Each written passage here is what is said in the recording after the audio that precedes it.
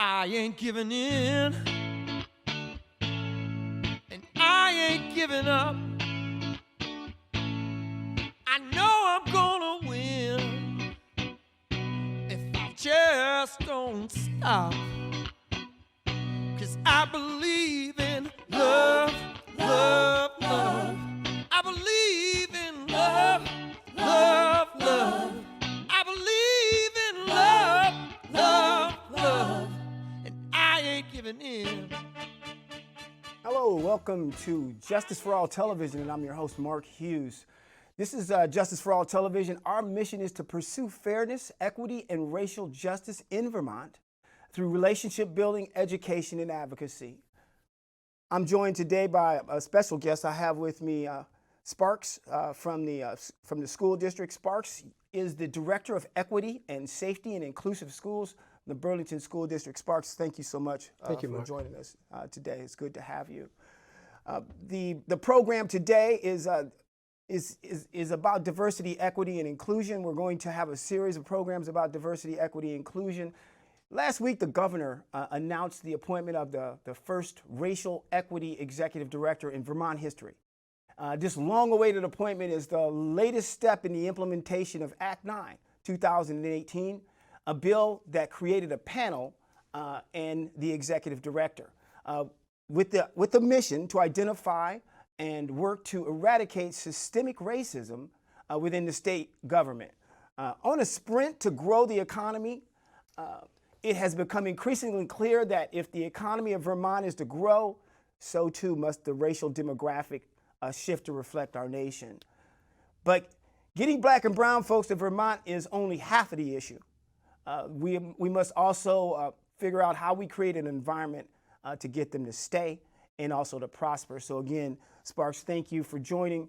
We're going to have a little bit of a conversation today about what's going on in the Burlington area that's kind of following suit with that. I'm glad you came.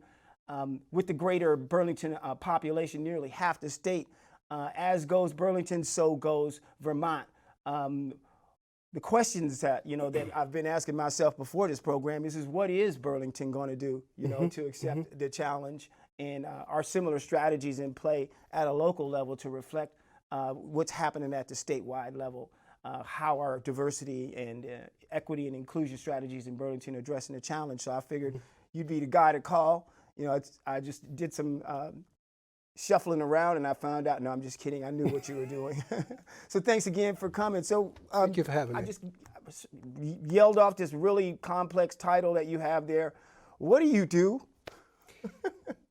Director of Equity and Safe Inclusive Schools means I do a lot of different things, primarily ensuring the safety and well-being, not just for students, but adults as well. So a lot of my work is around addressing issues of bullying, hazing, harassment, Title IX investigations, working to support building administrators, supporting teachers, parents, and supporting students if there's issues that address or that may be safety related. So it's not just safety and physical safety, it's also mental health issues, mental health concerns. I do a lot of work with community partners. One of my primary functions and responsibilities right now is overseeing the district's work around the implementation of restorative practices. That's one of the primary pieces of work that the district is doing, implementing restorative practices as a different way to address student behavior. We are moving away from being punitive and kicking kids out and suspending kids to trying to be more inclusive and keeping kids in the classroom and engaged in learning. And one of the methods of that is the implementation of restorative practices with a lot of our community partners. So it sounds like you got your hands full, and what I'm here to talk to you about is just a small piece of what you do. How long have you been with the district? 25 years. 25 years. So they didn't have any child labor laws when you started. Funny man. Yeah, I do appreciate it. I've been wanting to sit down with you for a while, Sparks, and I'm so glad that you joined us. A lot of moving parts here. Given all the moving parts, I've decided to address DEI in Burlington in small little bites. We'll talk about the school today. What we'll do is we'll return to you next month. We'll have a little bit about the administration. We'll go into the police department. Okay. Just for for disclosure. Brandon, is on vacation right now. I think he had intended on joining us. He's not going to be able to make it. He says this is important enough for him to be here and have this conversation. And the other thing is that the administration folks were kind of bogged down in a number of things, and they weren't able to send a representative today. So that's how we ended up making that decision to kind of just go one at a time. It probably is going to be more substantive in our discussion because we're going to have enough time to have that conversation about exactly what's going on in the schools with you today. Okay. Given that, I'm wondering, can you kind of break it down for us and tell us, from your perspective, what is happening regarding diversity, equity, and inclusion, given that you are doing so many other things, specifically in the schools, and I know restorative practices are a part of them, and maybe that has started over the last few years, but what does it look like right now in the school systems, in this school system today? So one of the first things that we had to address is the disparities in our suspension data. We suspend Black students more than we do anyone else, African American, African males, African females. So one of the things that we are working diligently at trying to change is the reasons in suspending and kicking out students of color. If we're going to change the way students learn, we have to make sure first and foremost that they're in school. So to that end, the district has a team called DELT, Diversity, Equity, Access Leadership Team. We're responsible for working with the superintendent to implement some of the district's initiatives around equity and inclusion, and to that end, the district has hired an equity instructional leader to work with teachers around equity in the classroom. As we think about keeping kids in the classroom and engaged in learning, we have to work with our teachers, building administrators, parents, and other community members to really understand what we mean when we say equity in the classroom, equity in education, and how do we engage students and parents differently, where we are bringing in community partners. As an example, with our restorative practices work, we are in partnership with the University of Vermont, the Burlington Police Department, both CJCs from Burlington, the Burlington Community Justice Center, the South Burlington Community Justice Center, and a host of other partners, because one of the things we do know is we don't have all the answers. Sure. And I personally never believed the school system is designed to have all the answers. But We'd be in trouble if we would be in trouble. But as we think about equity and inclusion, it also means that the district is looking at equity from that 80,000-foot lens as we think about all students, not just the students that are doing well, but especially paying more attention to marginalized populations. And as we identify gaps in education, gaps in those services, we're trying to deploy resources to those. So we're doing a lot of data gathering, and that's one of the pieces of work that we are doing with the University of Vermont's educational department, is to really look at the restorative practices data to make sure, as we think about equity and inclusion, if there's pieces that we're overlooking, we have other eyes that is helping us to really look at that data. The district also did a climate survey last year to look at the overall climate in the district, and one of the things that that survey did tell us is that we have a lot of work to do in changing the culture and the climate in the district. And if we're not working closely with those community partners and parents, we're not going to do anything around equity, and or the district's second big initiative is closing the achievement gap. You don't close the achievement gap if we don't address the disparities in our numbers and the disparities in data, meaning suspension, kicking out boys, girls, and students of color, marginalized student populations. So you got two very high priorities. One, it sounds like, is the whole education gap. The achievement, yes. The achievement gap, and the first one being the Implementation of restorative practices. Restorative practices. So what are the nuts and bolts that kind of make all of that stuff work, I guess, because those are very lofty statements. So I was wondering if you could just unpack a couple of them. Sure. So with restorative practices, we have, I'm not going to say I think, we have the best restorative practices team in the state working with us as consultants. We have been doing this work. This is going on year 3. Okay. So right now we have restorative practices teams in all our schools made up of teachers and others. So some of our counselors, some of our guidance counselors and other professionals in the district are part of the district's school teams.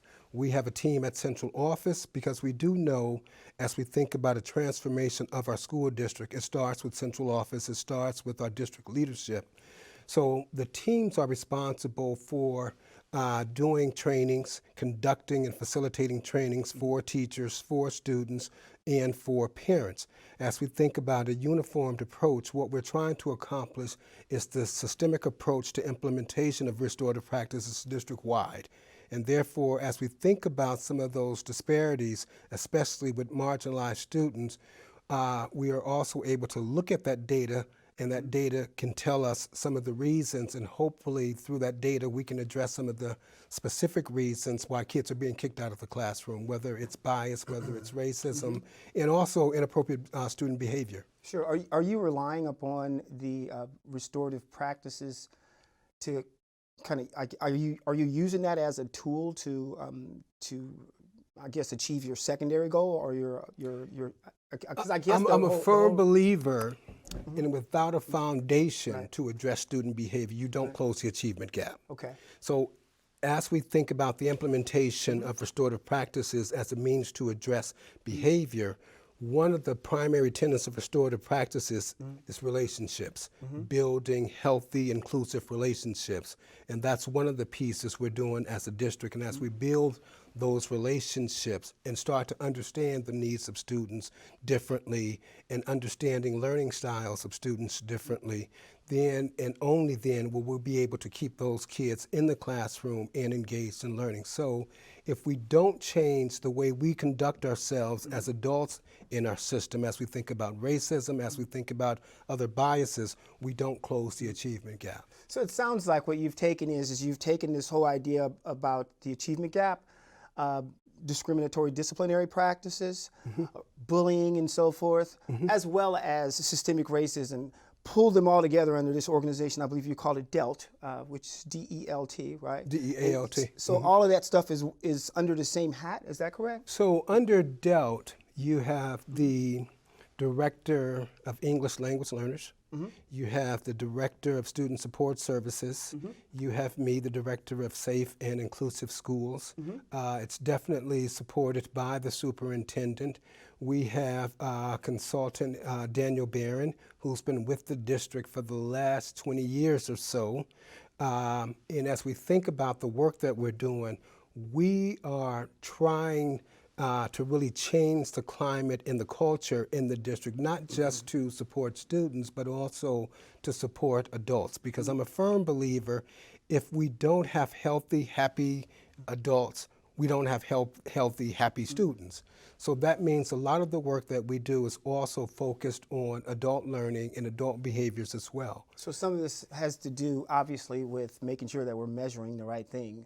What are we measuring, and have we figured out what we're measuring? So as we think about restorative practices, one of the things that we have to look at, one of the first things we talked about when we looked at restorative practices, we can't collect data as we had historically been collecting data, meaning as we think about kids being suspended, kids being kicked out of the classroom, and as you think about the implementation of a different foundation that is not punitive, we had to create different tools, and that's where a lot of the work that our partners from UVM and our CJCs has really helped us with. Stephanie involved in that? I'm sorry? Is Stephanie Seguino involved in that? No. Okay. We are also looking at redoing all our policies and procedures as we think about student conduct and student behavior to make sure our policies and procedures are restorative in nature and not punitive. So as an example, we can't say, if you do this, you're going to get kicked out 5 days. Right. Because one of the things that we had historically not taken into consideration, things that make kids do some of the things that they do. As an example, if a kid comes into a classroom Monday morning and swears at a teacher or hits someone, if we don't do that background work to find out what's going on with the student, as an example, we've had students that may have gotten beaten over the weekends or something tragic may have happened, and they come to school and we don't have that information and they may act out. And historically, we may have just did a suspension, but now we are trying to do restorative practices and processes to really get at some of the root causes of student behavior, especially inappropriate behavior. Got it. So it sounds like there's a lot of focus on behavior. And the reason why I was asking about what was being measured is I'm looking at the equity report that was released by the state. I guess if you voted, you have one of these because you were at the polls. And one of the things that I noticed as I was going through here is that I didn't see a lot of race demographic breakouts in the measurements, you know. And at the end of the day, I've come to understand that, you know, obviously, and I really believe that you're doing the right thing by collecting data, that's for sure.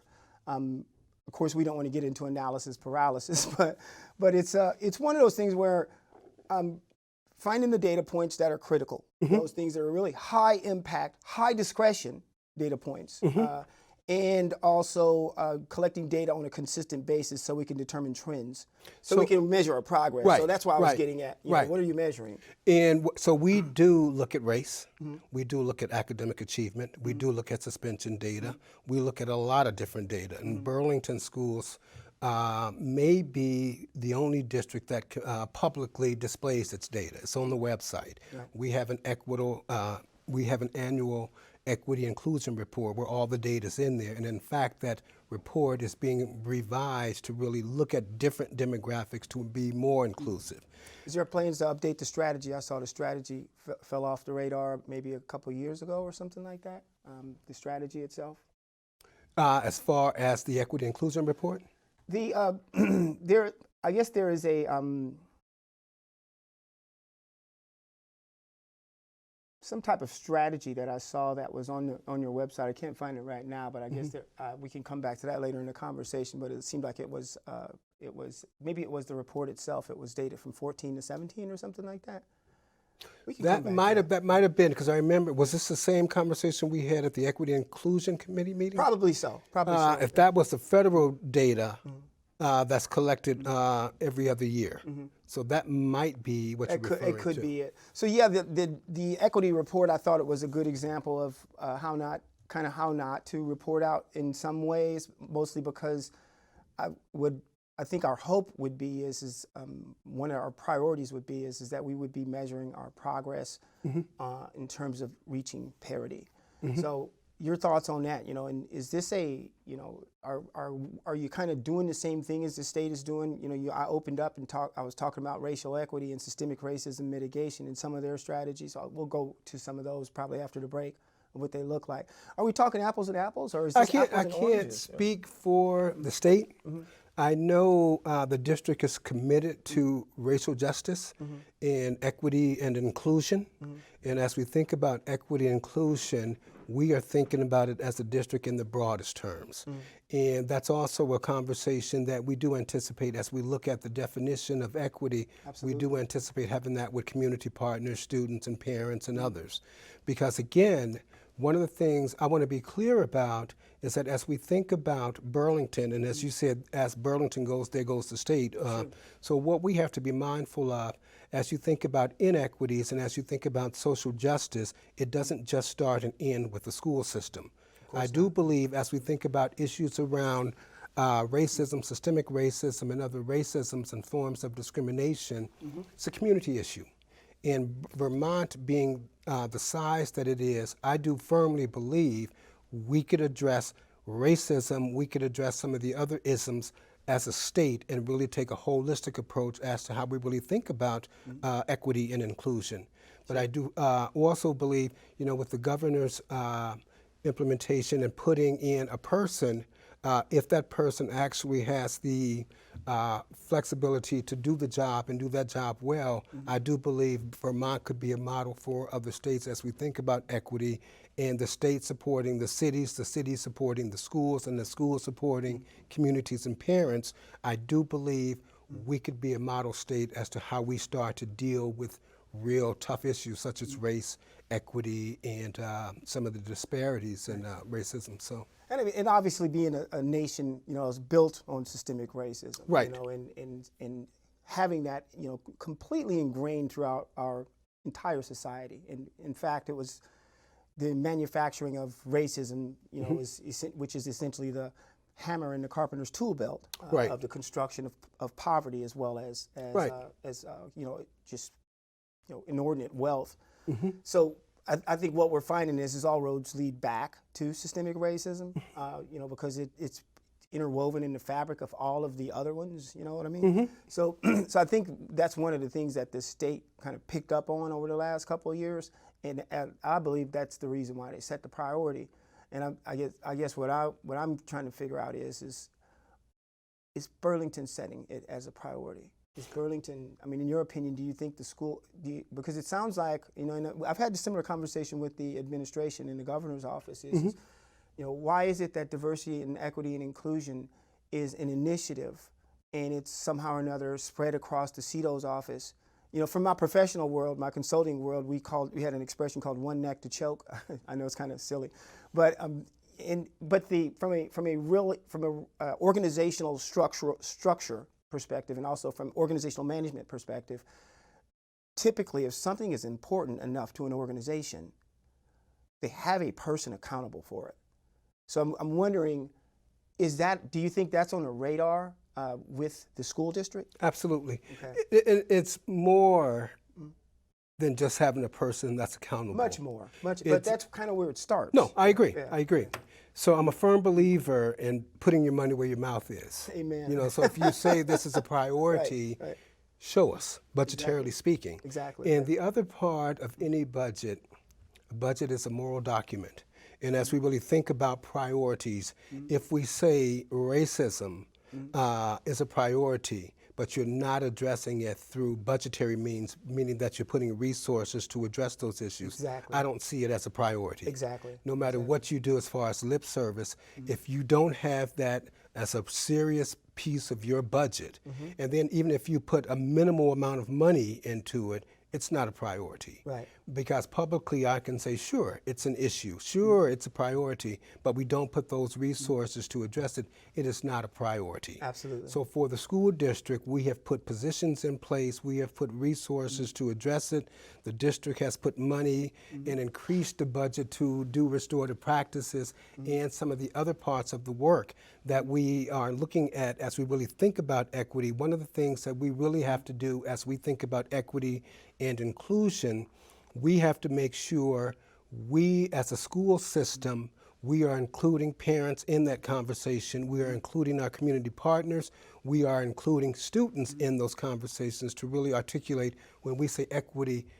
We as adults may have an idea of what that means, but students may be a different ballgame. Absolutely. So we do need to have And an parents. opportunity, and parents, Right. absolutely. So we have to really create the foundations and the structures in our school system to have those conversations, and especially with our community partners, because one of the things I firmly believe, as we as a school system and a state, as we think about racism, as we think about diversity and equity, one of the things that I think Burlington and the state of Vermont could do better is aligning resources. So as an example, if there's someone in the governor's office that's dealing with equity, if there's someone in the mayor's office, if there's someone in the school system, how do those systems work together?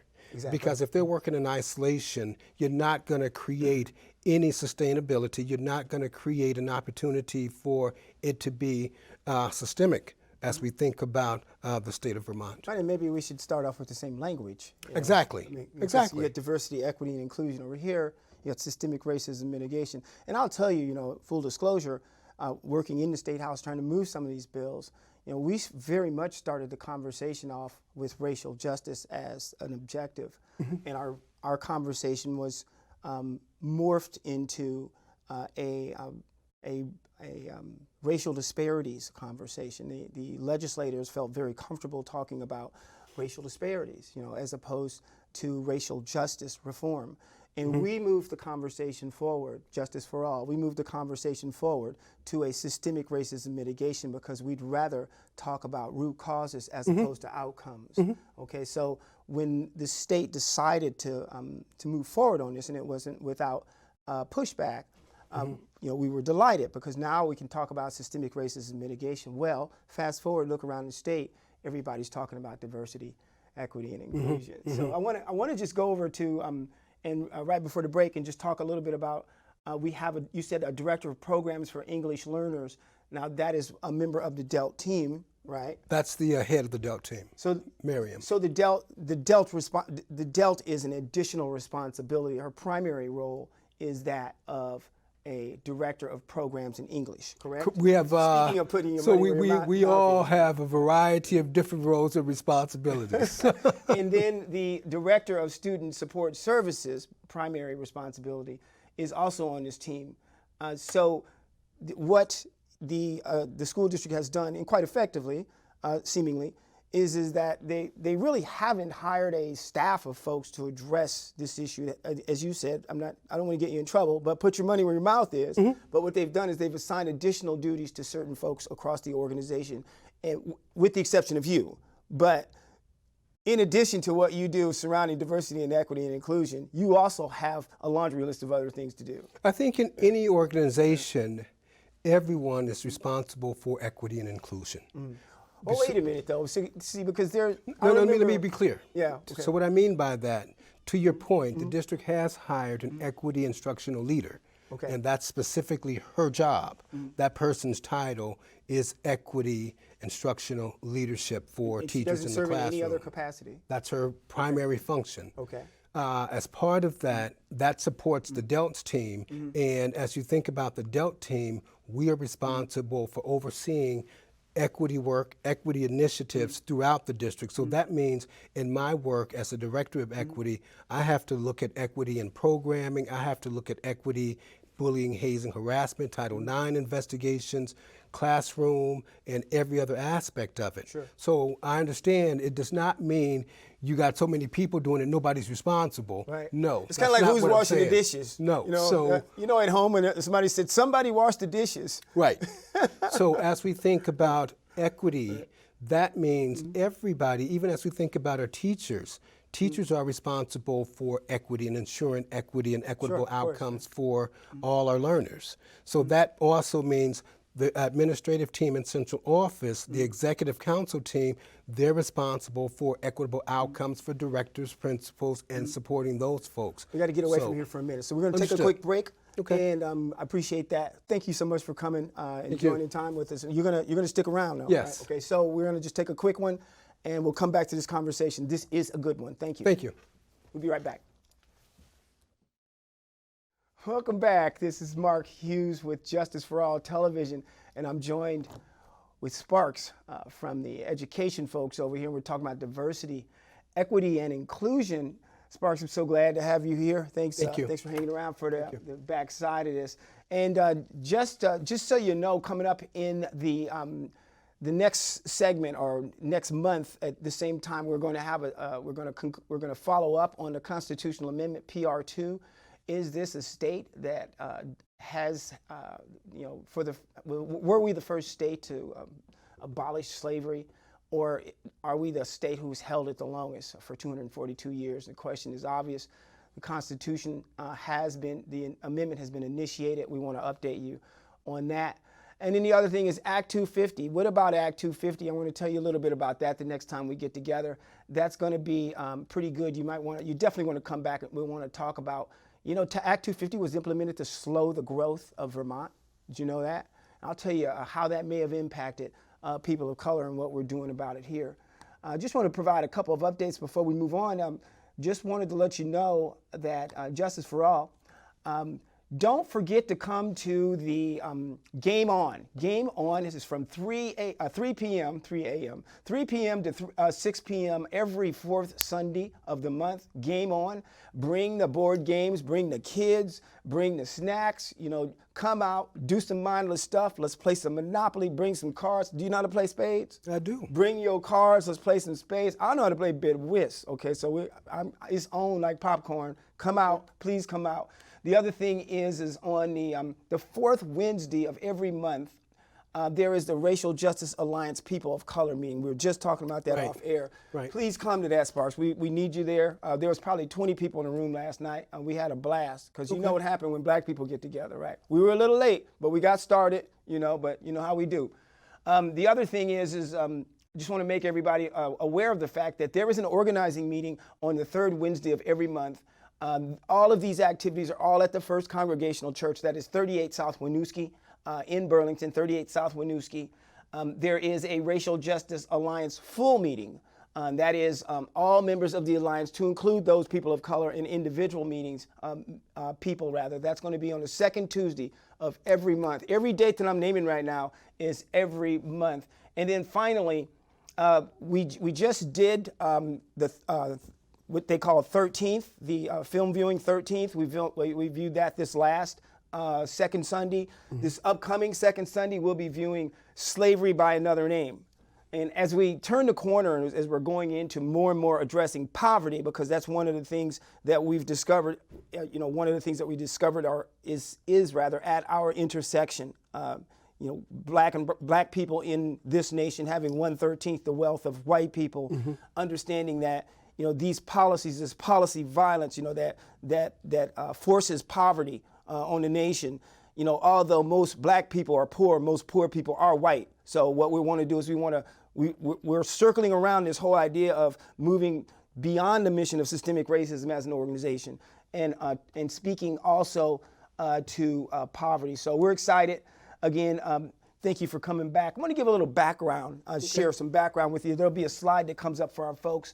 And I'm going to read you a couple quotes out of Act 54, and just so the audience knows you're not being blindsided. We talked about this off the air, about the kind of a little bit of a disconnect that's happening, the stuff that's going on at the statewide level, stuff different, but same stuff happening at a local level, maybe different terminology, maybe different ways that we're measuring, maybe different goals.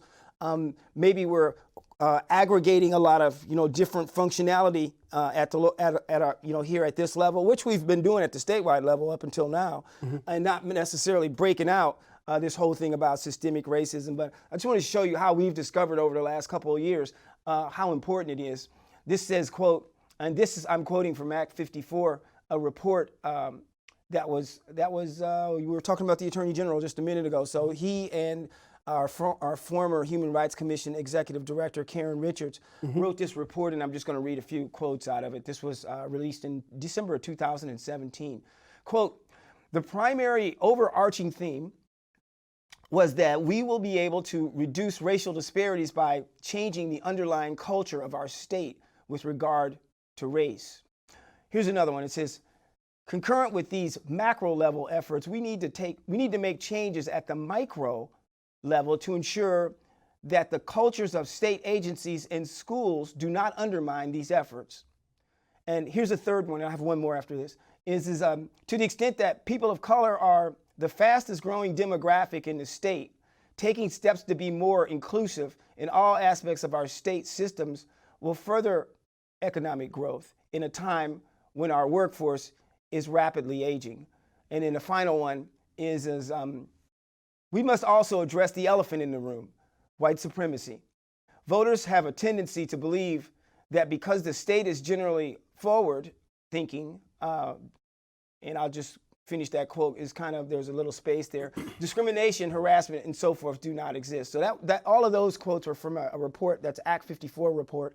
And that was when we began to lean forward, as a state. And all of this is really seriously unprecedented at the statewide level, and so I think right now where we are is I don't know that a lot of this language or even knowledge of a lot of this discourse and even the laws themselves is like public knowledge, across the state. What are your thoughts on that? It's not. I would agree. Yeah.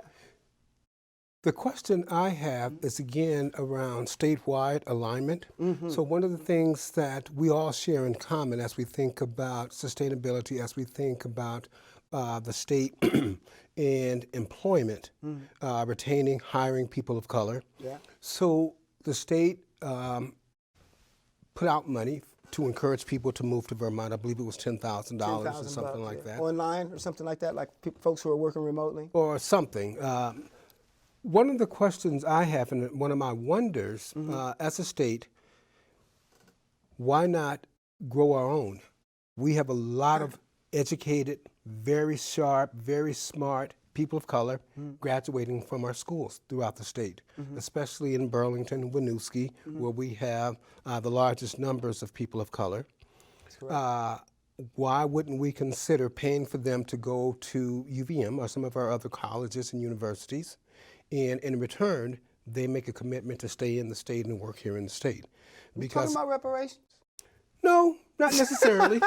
We had a program before called the Coming Home Program. This was years ago, and the district was in part responsible for that as well with UVM. So they graduated, go to UVM, come back and work in the school system, and their college debt would get paid. So if we're talking about really looking at retention, and the first thing that we say, come on, we're not going to get people from New York, California to come to Vermont. We already have a population, a young population of college graduates looking for employment. What would it look like if we did some sort of trade-off where we paid off their college debt and they come and work in our agencies for a period of time? That way, they don't have to be worried about the climate because they already are accustomed to it. They don't have to be concerned around racism or whatever it is because they're already accustomed to the culture of Vermont. Yeah, So, I got it. Yeah, I got it. And you know, get them in college and keep them out of jail. You know, I mean, instead, I should say, divert the prison, the school to prison pipeline to a school to college pipeline. So one school of to the prison pipeline. You talked to TJ recently about Yeah, that. I had a meeting with the Attorney General yesterday, and it was a very productive meeting. And one of the things that we talked about was marginalized boys. We talked about opioids. We had a very fluid conversation around equity, inclusion, and how do we keep black males out of the criminal justice system. Because the concern I have, most of the conversation that we're having now is about them after they've already been locked up, after they already are in that system. I want us to take some steps backwards and really talk about how do we keep them out of those systems in the first place. Because once they are in that system, they're in it forever. I'm not one to believe, you know, once you're 18, they can expunge your records and all that. I don't believe that. If it's on somebody's computer, it's there always. Don't tell me that. I got a criminal record from when I was 16.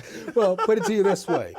I firmly believe we can close that pipeline from school to prison by putting resources into the schools that really target the needs of males of color, students, females of color. We can't be shy about that. But can we do both? Because one of the things that just occurred to me is it seems like that would be a really slow growth in terms of, you know, growing our economy and bringing, we got about 627,000 folks in the state. You want to do the homegrown thing. I'm all for it, but I'm just saying we got to, let me put it to you this way. You could do both. You could do both. Yeah, go ahead. But then as we think about the growth of people of color in Vermont, how fast is that growing? And as you said, yeah, those two things can happen simultaneously. We can really look at how do you bring people in, but it's not just bringing them in.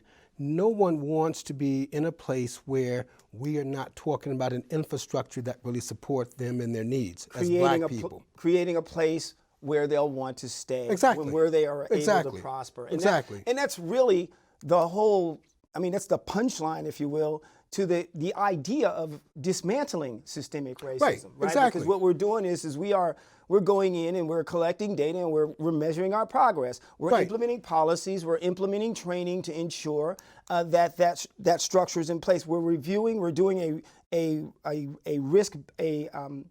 race-based policy analysis on existing and emerging policies to remove language that is oppressive. You know, we are reviewing appointment and hiring processes to ensure not that we just get black people here, but the processes are in place to ensure that it's done fairly. Okay, so all of those things kind of work together in concert. I got something for you. Here's the this is the governor's budget speech. Okay, so this is just some quotes. One of his big deals, and I don't blame him, is let's grow the economy. Let's grow the economy is what he said, and he said one of his points are ability to pay. Okay, and here's a few quotes there. First one is we need more taxpayers, not more taxes. Right? I like these. These are really, it sounds good to me, just rolls right off my, so this kind of reinforces or undergirds, if you will, the whole conversation that we're having here about, because at the end of the day, you can't bring a whole lot more people in here without them being black people. It just doesn't work like that. Now, the other side of that sword, I'll just cut away from this for a second, is that 1 in 3 black people have criminal records, okay? And we also have a law enforcement agency when they have a tendency to encounter black and brown people. You know, if you have a criminal record in your risk assessment, that's a strike against you. And it just snowballs from there. But we'll come back to that. Here's a couple of other things. How we choose, you know, what is important is how we choose to treat each other. Now, this is really who are the we? Insightful. This is the governor addressing the state. Okay, so in a context of growing the economy, these aren't quotes that came from all over his speech. This was all under ability to pay. Okay, so he said we must choose. We must all learn how it's important how we choose to treat each other in this context. And he also said we must have the courage to do what is right as opposed to what is easy. And he said, reject hate and anger. Again, these are all within the context, within his section that he addressed the state in terms of ability to pay on his budget speech this year, okay? And the last thing he said is the best comes when we are guided by our core beliefs. So I believe, and I also happen to also understand some of the governor's strategy because there are people who talk, you know, across the state. As you said, it's a small state. But I believe that the governor sees and understands this racial equity director as a person that's going to be leveraged to be able to achieve this objective, not inconsistent with throughout all history how black and brown people have been used to grow economies. Okay? So I guess what I'm getting at here is that as much as I agree that there must be a conscious effort to grow internally, I mean, in fact, I think it should be the priority, Sparks. I think we should be doing that anyway. I think the other thing is as we do that, we've got to ensure that, as you called it, infrastructure is in place to receive and accommodate and to enable or empower black and brown folks as they do arrive.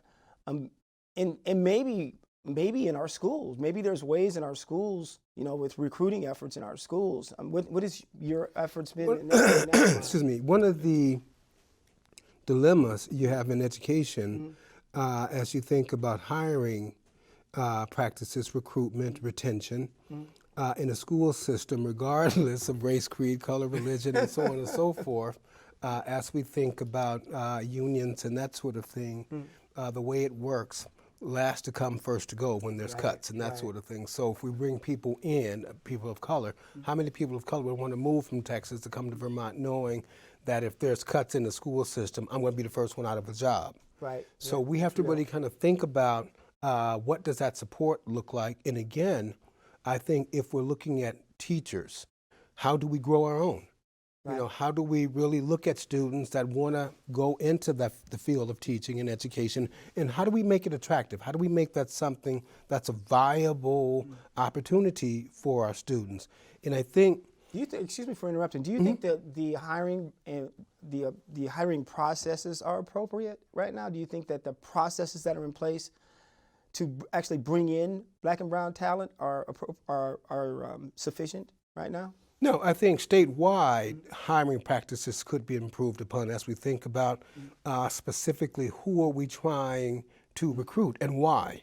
You know, as we think about growing the economy, as we think about growing the tax base, you have a lot of people of color, especially new Americans, with very different skill sets, professionals that come from other countries that can't get a job because of licensures and other reasons. So is there an opportunity there for the state to really look at really supporting new Americans that are coming into the United States as professionals, but they don't meet all of the credentials in the United States? So are there ways that we could support them to become part of that tax base in that structure, whether it's in education, whether it's in the state government or other positions of professionalism? So how does this policy that's coming down, this Act 9, let's just go back to that for a minute. Here's some of the things that I'm going to read you something, a quote from Act 9, 2018, rather. It says, there is created within the executive branch the position of Executive Director of Racial Equity to identify and work to eradicate systemic racism within the state government. Okay, so that's that. And the Executive Director of Racial Equity, the director, shall work with the agencies and departments to implement a program of continuing coordination and improvement of activities in state government in order to combat systemic racial disparities and measure progress toward fair and impartial governance, including, and I got 6 points. One is overseeing a comprehensive organizational review to identify systemic racism, okay? The second one is overseeing a statewide collection of race-based data to determine the nature and scope of racial discrimination within all systems of state government. And 3, develop a model fairness and diversity policy. 4 is develop best practices for remediating systemic racial disparities. And then 5 is to develop and conduct trainings for agencies and departments regarding the nature and scope of systemic racism and the institutionalized nature of race-based bias. And then finally, the last one is to develop and conduct trainings for agencies and departments regarding the nature and scope of systemic racism and the institutional nature of race-based bias. I mean, talk about apples and oranges. So they're very, very specific. This is right out of the statute itself. I think it's Section 503, duties and of the executive director. So with this whole business about Act 9, do you think that this has an impact? I mean, statutorily, do you think that school districts are impacted statutorily by this, given the fact that school districts rely upon the state to pay back out funding? There's 2 questions. Should they be impacted? Absolutely. Are they impacted? That's a different question. So when we think about impact, as an example, even as we think about bullying, hazing, and harassment and mandates from the state, a mandate without any enforcement is like a toothless tiger. Amen. So if there's no mandate to ensure those things are actually happening, it's not going to change anything. Sure. So we can have all the statutes in the world. If there's no one held accountable when we are looking at those statutes being actually implemented and people carrying them out, it doesn't matter. Sure. So just like the state has mandates that every school must have a bullying, hazing, harassment policy, the state did put out a model policy. You could either adopt a model policy or you Just could like implement. fair and impartial policing. Yes. Yeah. So the question then becomes, okay, so if you are not adhering to those policies and procedures, what are the consequences? Right. You know what it's got to be. So where is that bully pulpit? Where is that actually coming from? So in the new position that the governor just announced, what is the authority of really implementing a systemic approach to as we think about equity and inclusion and some of those pieces that you just read off? Sure. And then what are the consequences if they're not being responded to at the local levels? Back to the old, do all you can to implement policy, and after it's implemented, cross your fingers. Right. Well, and then the other part of it, you can't implement and mandate policies and procedures without financial support, especially to schools, right. Because most school systems are already strapped financially. So schools cannot be required and asked to do more with less. So as we think about funding for programs and programs that specifically target minority youth, there has to be resources to really speak to that. So where do you see this? How do you see this converging?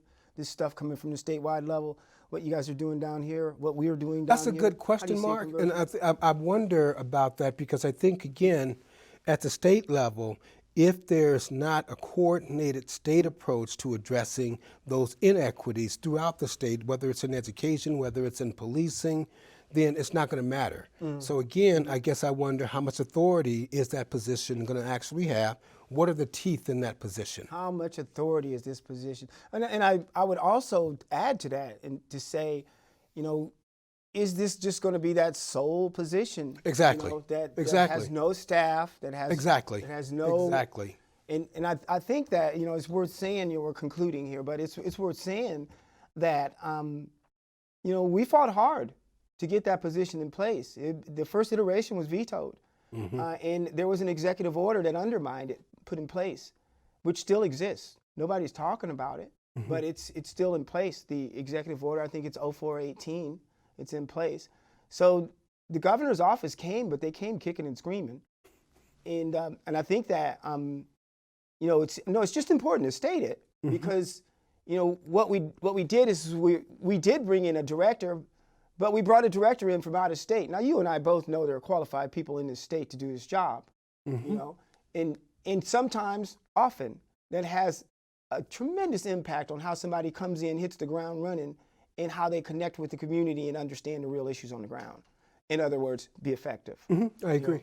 So we've got, I think the jury's still out, on what we're doing.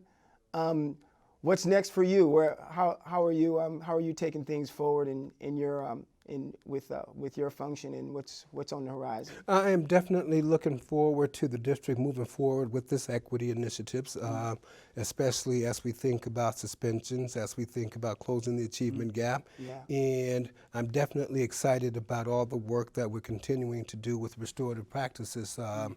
The district almost tripled the budget from previous years to really say that this is serious work. The district has also put money in the budget to hire a coordinator, Restorative Practices PBIS coordinator, to really look at the work.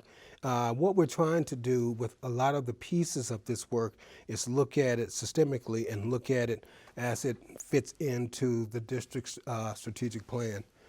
And especially closing the achievement gap and implementing restorative practices. And I do know we do a lot of data collecting. One of the things that's different, and I mentioned earlier, we're looking at revising and rewriting all the district's policies as we think about suspensions and inappropriate behavior. So that's going to be a big plus as we implement policies that are more inclusive, policies that are more restorative in nature, and policies that don't lend themselves to being harsh and being punitive. Absolutely. Sparks, thank you so much for your work. Thank you, I really Mark. appreciate you, man. Thank Thanks you a so lot. much. Take care. Well, thank you for joining us today. What we're going to do is we're going to wind it down now, but you just heard it. You heard the education side. We're going to come back. We're going to bring some folks from the mayor's office back. We're talking about DEI. We want to see what's going on at the statewide level. How is that connected to what's going on here locally? Justice for All Television, what we're trying to do is we're trying to bring you all of the updates on what's happening across this state. This is Justice for All Television, where our vision is a nation where restorative dialogue enables us to become empowered and moves us beyond the legacy of racism and oppression, causing a change in the hearts and the minds of current and future generations, and a nation where our judicial system and our peace officers are accountable to our citizenry and committed to protecting and serving all of us with justice for all. We'll see you next time. Thanks.